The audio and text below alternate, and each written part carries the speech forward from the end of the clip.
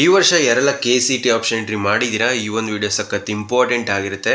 ಯಾಕಂದರೆ ನೀವು ಎಷ್ಟೇ ಚೆನ್ನಾಗಿ ಆಪ್ಷನ್ ಎಂಟ್ರಿ ಮಾಡಿದರೂ ಕೂಡ ನೀವು ಆಪ್ಷನ್ ಎಂಟ್ರಿ ಪ್ರೋಸೆಸ್ನ ಅರ್ಥ ಮಾಡ್ಕೊಳ್ಳದೆ ಆಪ್ಷನ್ ಎಂಟ್ರಿ ಮಾಡಿದರೆ ಖಂಡಿತ ನಿಮಗೆ ಸೀಟ್ ಸಿಕ್ಕಿರೋದಿಲ್ಲ. ಸೊ ನೆಕ್ಸ್ಟ್ ಈಗ ಮಾಕ್ ರಿಸಲ್ಟ್ ಅನೌನ್ಸ್ ಆಗುತ್ತೆ ಅಲ್ವಾ, ಇದರಲ್ಲಿ ಯಾರಿಗೆಲ್ಲ ಸೀಟ್ ಸಿಗೋದಿಲ್ಲ ಮತ್ತು ಮಾಕ್ ರೌಂಡಲ್ಲಿ ಸಿಕ್ಕಿರೋ ಸೀಟು ಫಸ್ಟ್ ರೌಂಡಲ್ಲೂ ಸೇಮ್ ಸಿಗುತ್ತಾ, ಮತ್ತು ಮಾಕ್ ರೌಂಡಲ್ಲಿ ಅಕಸ್ಮಾತ್ ಸೀಟ್ ಸಿಗಲಿಲ್ಲ ಅಂದರೆ ಏನು ಮಾಡಬೇಕು, ಈ ರೀತಿ ಡೌಟ್ಸ್ ಇರುತ್ತೆ ಅಲ್ವಾ. ಇದ್ರ ಬಗ್ಗೆ ಎಲ್ಲ ಕಂಪ್ಲೀಟಾಗಿ ತಿಳಿಸ್ಕೊಡ್ತೀನಿ. ಆದ್ದರಿಂದ ಎಲ್ಲ ನಮ್ಮ ಚಾನಲ್ಗೆ ಇನ್ನೂ ಸಬ್ಸ್ಕ್ರೈಬ್ ಆಗಿಲ್ಲ ಅಂದರೆ ಸಬ್ಸ್ಕ್ರೈಬ್ ಆಗಿ, ಯಾಕಂದರೆ ನೆಕ್ಸ್ಟ್ ನಿಮ್ಮ ಕೌನ್ಸಿಲಿಂಗ್ ಮುಗಿಯೋ ತನಕ ಇದೇ ರೀತಿ ಕಂಪ್ಲೀಟಾಗಿ ಗೈಡ್ ಮಾಡ್ತೀನಿ. ಅದಕ್ಕಿಂತ ಮುಂಚೆ ನಿಮ್ಮ KCT ರ್ಯಾಂಕ್ ಎಷ್ಟು ಬಂದಿದೆ ಕಮೆಂಟ್ ಬಾಕ್ಸಲ್ಲಿ ತಿಳಿಸಿ, ನೋಡೋಣ ಎಷ್ಟು ಸ್ಟೂಡೆಂಟ್ಸ್ದು ಇದೇ ಒಂದು ರೇಂಜಲ್ಲಿ ರ್ಯಾಂಕ್ ಬಂದಿದೆ ಅಂತ. ಸೊ ಬನ್ನಿ ಫ್ರೆಂಡ್ಸ್, ವಿಡಿಯೋನ ಶುರು ಮಾಡೋಣ. ಮೊದಲನೇದಾಗಿ ಈಗ already KCT option entry complete ಆಗಿದೆ. ಅದರಲ್ಲಿ ಕೆಲವೊಂದು ಕೋರ್ಸಸ್ ಮಾತ್ರ ಇನ್ಕ್ಲೂಡ್ ಮಾಡಿದರು KE ಅವರು. ನೆಕ್ಸ್ಟ್ ಅಪ್ಕಮಿಂಗ್ ಡೇಸಲ್ಲಿ ಮಿಕ್ಕಿದ ಕೋರ್ಸಸ್ನು ಕೂಡ ಇನ್ಕ್ಲೂಡ್ ಮಾಡ್ತಾರೆ. ಅದರಲ್ಲಿ ಇಂಜಿನಿಯರಿಂಗ್ ಸ್ಟೂಡೆಂಟ್ಸು ಕೆಲವೊಬ್ಬರು ಆಪ್ಷನ್ ಎಂಟ್ರಿ ಇನ್ನೂ ಕೂಡ ಮಾಡಿರಲ್ಲ. ಸೊ ನಿಮಗೆ KE ಕಡೆಯಿಂದ ಒಂದು ಅಪ್ಡೇಟ್ ಇದೆ.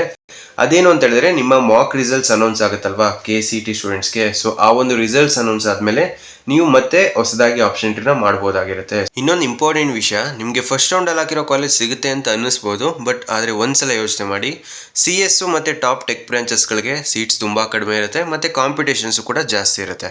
ಸೊ ಅದೇ ರೀತಿ ನೀವು ಈ ಒಂದು ಸ್ಮಾರ್ಟ್ ಮೂವ್ ಮಾಡಿದ್ರಿ ಅಂತ ಹೇಳಿದ್ರೆ ಖಂಡಿತ ನೆಕ್ಸ್ಟ್ ನಿಮ್ಮ ಫ್ಯೂಚರಲ್ಲಿ ಒಳ್ಳೆ ಸ್ಕೋಪ್ ಇರುತ್ತೆ. ಸೊ ಕರ್ನಾಟಕದ ಸ್ಟೂಡೆಂಟ್ಸ್ಗೋಸ್ಕರ ಲಿಮಿಟೆಡ್ ಟೈಮ್ಗೆ ಈ ಒಂದು ಫಾರ್ಮ್ ಓಪನ್ ಆಗಿದೆ. ಸೊ ಈ ಒಂದು ಫಾರ್ಮ್ ಫಿಲ್ ಮಾಡಿದ್ರೆ ಸಾಕು, ಕರ್ನಾಟಕದ ಟಾಪ್ 5 ಕ್ಯಾಂಪಸಲ್ಲಿ ಗ್ಯಾರಂಟಿಡ್ CS ಇಂಜಿನಿಯರಿಂಗ್ ಸೀಟ್ ಪಡೆಯೋ ಅವಕಾಶ ಇರುತ್ತೆ. ಸೊ ಈ ಒಂದು ಫಾರ್ಮು ಡಿಸ್ಕ್ರಿಪ್ಷನ್ಲಿ ಕೊಟ್ಟಿರ್ತೀನಿ, ಹೋಗಿ ಈಗಲೇ ಫಿಲ್ ಮಾಡಿ ಚೆಕ್ ಮಾಡಿ. ಈ ಫಾರ್ಮ್ ಮೂಲಕ 4 years BTech ಅಲ್ಲಿ ಕಂಪ್ಯೂಟರ್ ಸೈನ್ಸ್ ಇಂಜಿನಿಯರಿಂಗ್ ಮಾಡೋ ಅವಕಾಶ ಇರುತ್ತೆ. ಜೊತೆಗೆ IIT ಮೈಕ್ರೋ ಸ್ಪೆಷಲೈಸೇಷನ್ ಸರ್ಟಿಫಿಕೇಟ್ ಕೂಡ ಸಿಗುತ್ತೆ. ಜೊತೆಗೆ ರಿಯಲ್ ಸ್ಟಾರ್ಟ್ಅಪ್ ಪ್ರಾಜೆಕ್ಟ್ಸ್ ಮೇಲೆ ವರ್ಕ್ ಮಾಡೋ ಅವಕಾಶ ಕೂಡ ಇರುತ್ತೆ. ಸೊ ಆ ಪ್ರಾಜೆಕ್ಟ್ ಮೇಲೆ ನೀವು ಕೆಲಸ ಮಾಡಿದ್ರಿ ಅಂತ ಹೇಳಿದ್ರೆ ಅಪ್ ಟು 30,000 ತನಕ ಸ್ಟೈಪೆಂಡ್ ಅರ್ನ್ ಮಾಡೋ ಅವಕಾಶ ಕೂಡ ಇರುತ್ತೆ. ಓಕೆನಾ. ಸೊ ಈ ಒಂದು ಫಾರ್ಮು ಸಂಡೇ ತನಕ ಮಾತ್ರ ಓಪನ್ ಆಗಿರುತ್ತೆ. ಸೊ ಅಲ್ಲಿ ತನಕ ಮಿಸ್ ಮಾಡದೆ ಈ ಒಂದು ಫಾರ್ಮ್ನ ಫಿಲ್ ಮಾಡಿ. ಫಸ್ಟ್ ರೌಂಡ್ ಅಲಾಟ್ಮೆಂಟ್ ಮೇಲೆ ಮಾತ್ರ ಡಿಪೆಂಡ್ ಆಗೋದಕ್ಕೆ ಹೋಗ್ಬಿಡಿ, ಈ ಒಂದು ಫಾರ್ಮ್ನು ಕೂಡ ಮಿಸ್ ಮಾಡದೆ ಫಿಲ್ ಮಾಡಿ.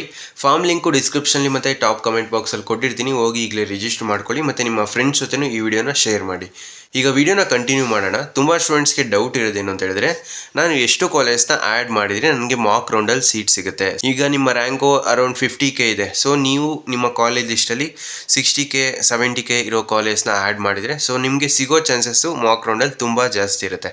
ಅಕಸ್ಮಾತ್ ನಿಮ್ಮ ರ್ಯಾಂಕು 50,000 ಇದೆ, ಬಟ್ ನೀವು ಆ್ಯಡ್ ಮಾಡಿರೋ college cut off 30K 40K ಈ ರೀತಿ ಇತ್ತು ಅಂತ ಹೇಳಿದ್ರೆ ನಿಮಗೆ ಸಿಗೋ ಚಾನ್ಸಸ್ ತುಂಬ ಕಡಿಮೆ ಇರುತ್ತೆ.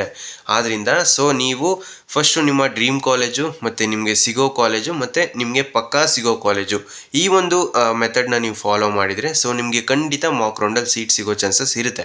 ಅಕಸ್ಮಾತ್ ನೀವೇನಾದರೂ ಆ ಒಂದು ಕಾಲೇಜ್ ಕಟ್ ಆಫ್ಗಿಂತ ನಿಮ್ಮ ಆ ಒಂದು ರ್ಯಾಂಕು ಜಾಸ್ತಿ ಇತ್ತು ಅಂತ ಹೇಳಿದ್ರೆ ಖಂಡಿತ ಆ ಒಂದು ಕಾಲೇಜು ನಿಮಗೆ ಫಸ್ಟ್ ರೌಂಡಲ್ಲಿ ಅಥವಾ ಸೆಕೆಂಡ್ ರೌಂಡಲ್ಲಿ ಸಿಗ್ಬೋದು. ಬಟ್ ಆಲ್ಮೋಸ್ಟ್ ಮಾಕ್ ರೌಂಡು ಮತ್ತು ಫಸ್ಟ್ ರೌಂಡು ಸಿಮಿಲರ್ ಇರುತ್ತೆ. ನಿಮಗೆ ಮಾಕ್ ರೌಂಡಲ್ಲಿ ಏನು ಸಿಗುತ್ತೆ ಅದು ಫಸ್ಟ್ ರೌಂಡಲ್ಲಿ ಆಲ್ಮೋಸ್ಟ್ 80 to 90% ಅದೇ ಸಿಗೋ ಚಾನ್ಸಸ್ ಇದೆ. ಬಟ್ ಲಾಸ್ಟ್ ಇಯರು ಸ್ವಲ್ಪ ವೇರಿಯೇಷನ್ಸ್ ಆಗಿತ್ತು. ಮಾಕ್ ರೌಂಡಲ್ಲಿ ಸಿಕ್ಕಿದ್ದು ಫಸ್ಟ್ ರೌಂಡಲ್ಲಿ ಸಿಕ್ಕಿರೋರಿಲ್ಲ, ಮತ್ತು ಫಸ್ಟ್ ರೌಂಡಲ್ಲಿ ಸಿಕ್ಕಿದ್ದು ಮಾಕ್ ರೌಂಡಲ್ಲಿ ಸಿಕ್ಕಿರಲಿಲ್ಲ, ಈ ರೀತಿಯೂ ಆಗಿತ್ತು. ಸೊ ಈ ವರ್ಷವೂ ಕೂಡ ಏನೆಲ್ಲ ಚೇಂಜಸ್ ಆಗುತ್ತೆ ವೆಯ್ಟ್ ಮಾಡಿ ನೋಡೋಣ. ಬಟ್ ನೀವು ಕರೆಕ್ಟಾಗಿ ಆಪ್ಷನ್ ಎಂಟ್ರಿ ನೆಕ್ಸ್ಟು ಎಡಿಟ್ ಮಾಡಲೇಬೇಕು. ಅಕಸ್ಮಾತ್ ನಿಮ್ಗೇನಾದರೂ ಈ ಒಂದು ಮಾಕ್ ರೌಂಡಲ್ಲಿ ಸೀಟ್ ಸಿಗಲಿಲ್ಲ ಅಂತ ಅಂದ್ಕೊಳ್ಳಿ, ಆವಾಗ ಮತ್ತೆ ಎಡಿಟ್ ಮಾಡೋ ಚಾನ್ಸ್ ಇರುತ್ತಲ್ವಾ. ಸೊ ಅದನ್ನು ನೋಡಿಕೊಂಡು ನೀವು ಕಟ್ ಆಫ್ನ ಒಂದ್ಸಲ ಚೆಕ್ ಮಾಡಿ. ಮಾಕ್ ರೌಂಡ್ದು ಒಂದ್ಸಲ ಕಟ್ ಆಫ್ ರಿಲೀಸ್ ಮಾಡ್ತಾರೆ. ಈಗ ನಿಮ್ಮ ಮಾಕ್ ರಿಸಲ್ಟ್ ಅನೌನ್ಸ್ ಆಗುತ್ತಲ್ವಾ, ಅದಾದಮೇಲೆ ಮತ್ತೆ ನಿಮಗೆ ಮಾಕ್ ರೌಂಡು ಈ ವರ್ಷದ ಕಟ್ ಆಫ್ನ ರಿಲೀಸ್ ಮಾಡ್ತಾರೆ. ಅದರಲ್ಲಿ ನಿಮಗೆ ಬೇಕಾಗಿರೋ ಕಾಲೇಜ್ದು ಕಟ್ ಆಫ್ ಎಷ್ಟಿದೆ ಮತ್ತು ನಿಮ್ಮ ರ್ಯಾಂಕು ಎರಡೂ ಕಂಪೇರ್ ಮಾಡಿ. ನಾನು ಹೇಳ್ದೆ ಅಲ್ವಾ, ಸೊ ನಿಮ್ಮ ಡ್ರೀಮ್ ಕಾಲೇಜು ಟಾಪ್ ಕಾಲೇಜು ಅದನ್ನು ಟಾಪಲ್ಲಿಡಿ, ಆಮೇಲೆ ನಿಮಗೆ ಸಿಗೋ ಅಂಥದ್ದನ್ನು ಮಧ್ಯದಲ್ಲಿಡಿ, ಆಮೇಲೆ ನಿಮಗೆ ಯಾವ್ದು ಪಕ್ಕಾ ಸಿಗುತ್ತೆ ಅದನ್ನು ಕೊನೆಯಲ್ಲಿಡಿ. ಈ ರೀತಿ ಮಾಡಿದಾಗ ನಿಮಗೆ ಕಾಲೇಜ್ ಸಿಗುತ್ತೆ. ಓಕೆನಾ. ಅಕಸ್ಮಾತ್ ಸೀಟ್ ನಾಟ್ ಅಲಾಟೆಡ್ ಅಂತ ಬಂದಿದ್ರೂ ಕೂಡ ಯಾವುದೇ ರೀತಿ ಹೊರೆಯೋ ಅವಶ್ಯಕತೆ ಇಲ್ಲ.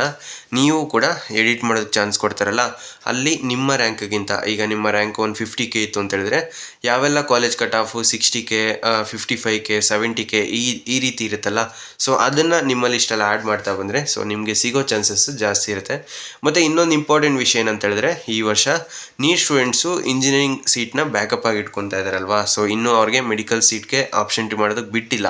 ಸೊ ಅವರು ಇಂಜಿನಿಯರಿಂಗ್ ಸೀಟ್ನ ಬ್ಯಾಕಪ್ ಆಗಿ ಇಟ್ಕೊಳ್ಳೋದ್ರಿಂದ ನೀವೇನಾದರೂ ಸೆಕೆಂಡ್ ರೌಂಡಿಗೆ ವೆಯ್ಟ್ ಮಾಡಿ ಅಥವಾ ಥರ್ಡ್ ರೌಂಡಿಗೆ ವೆಯ್ಟ್ ಮಾಡಿದ್ರೆ ಖಂಡಿತ ನಿಮಗೆ ಫಸ್ಟ್ ರೌಂಡಲ್ಲಿ ಏನು ಎಕ್ಸ್ಪೆಕ್ಟ್ ಮಾಡ್ತಾಯಿದ್ರಿ ಆ ಒಂದು ಕಾಲೇಜ್ ಸೆಕೆಂಡ್ ರೌಂಡಲ್ಲಿ ಅಥವಾ ಸೆಕೆಂಡ್ ಎಕ್ಸ್ಟೆಂಡ್ ರೌಂಡು, ಈಗ ಥರ್ಡ್ ರೌಂಡ್ ಏನಂತಾರಲ್ಲ, ಸೊ ಈ ಒಂದು ರೌಂಡು ಸಿಗೋ ಚಾನ್ಸಸ್ ಇದೆ. ಬಟ್ ನೀವು ಕರೆಕ್ಟಾಗಿ ಚಾಯ್ಸಸ್ನ ಚೂಸ್ ಮಾಡಿಕೊಂಡು ಇದ್ರ ಬಗ್ಗೆ ಎಲ್ಲ ಫಸ್ಟ್ ತಿಳ್ಕೊಬೇಕು, ಆಮೇಲೆ ನೀವು ಯಾವ ರೀತಿ ಬೇಕಾದರೂ ಪ್ಲ್ಯಾನ್ನ ಮಾಡ್ಬೋದಾಗಿರುತ್ತೆ.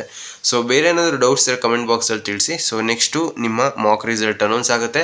ಅದಾದಮೇಲೆ ಮತ್ತೆ ನಿಮಗೆ ಮಾಕ್ ಕಟ್ ಆಫ್ನ ರಿಲೀಸ್ ಮಾಡ್ತಾರೆ, ಮತ್ತು ನೀವು ಎಡಿಟ್ ಮಾಡ್ಬೋದು. ಅದಾದಮೇಲೆ ನಿಮ್ಮ ಫಸ್ಟ್ ರೌಂಡು ಫೈನಲ್ ಅಲಾಟ್ಮೆಂಟ್ ಆಗುತ್ತೆ.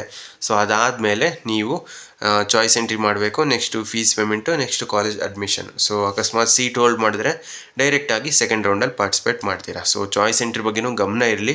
ನೆಕ್ಸ್ಟ್ ಇದ್ರ ಬಗ್ಗೆ ಎಲ್ಲ ವೀಡಿಯೋಸ್ ಮಾಡಿ ತಿಳಿಸ್ಕೊಡ್ತೀನಿ. ಸೊ ಫ್ರೆಂಡ್ಸ್, ಈ ವಿಡಿಯೋ ನಿಮ್ಗೆ ಇಷ್ಟವಾಗಿತ್ತು ಅಂದರೆ ಲೈಕ್ ಮಾಡಿ, ಕಮೆಂಟ್ ಮಾಡಿ, ಮತ್ತು ನಿಮ್ಮ ಫ್ರೆಂಡ್ಸ್ಗೆಲ್ಲ ಈ ವಿಡಿಯೋನ ಶೇರ್ ಮಾಡಿ. NIET ಲಿಂಕು ಡಿಸ್ಕ್ರಿಪ್ಷನಲ್ಲಿ ಕೊಟ್ಟಿರ್ತೀನಿ, ಹೋಗಿ ಈಗಲೇ ರಿಜಿಸ್ಟರ್ ಮಾಡ್ಕೊಳ್ಳಿ.